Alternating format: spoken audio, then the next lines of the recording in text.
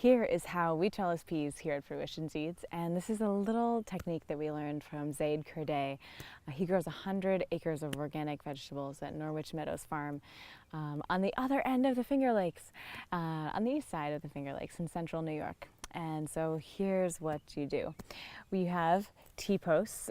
Ours are 5-foot T-posts. We sink them a foot into the ground. So essentially they make 4-foot trellises, which are slightly small for peas, but because they're so strong, it works out great. And we start about 8 inches up, we start putting some baling twine, and then every foot or so we will trellis the peas. And we're basically taking that baling twine and running it between, making it very, very taut in between these T-posts. And then if we need to tighten it up, we'll actually sometimes tie it here or in the middle, making it even more taut. Our T-posts are 8 feet away from each other.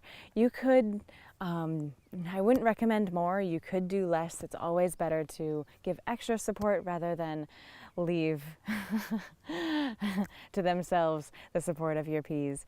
And you can see we've been slacking on our peas, friends. So it's been a couple weeks since we were out here and trellising them, so they have gotten a little floppy, but if you have good support on the bottom, as you can see, it's not the worst.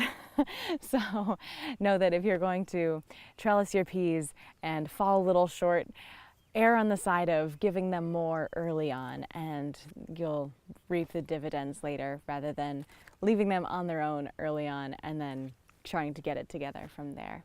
So there's lots of ways to trellis your peas. Hortonova going up your T-post is also another great option. Chicken wire is brilliant. If you happen to have lots of hog paneling, that is the dream of the dream. You can also send them up tomato cages. I've sent them up branches before, especially dwarf peas that only get 2 feet tall. The trellising is optional, but just sending them up some fun little branches stuck, 6-8 inches into the ground is always artistic and reasonably functional way to trellis them. But have fun. There's lots of different techniques, and know that this is the one that the pros use on lots of different scales, including 100 acres of organic vegetables.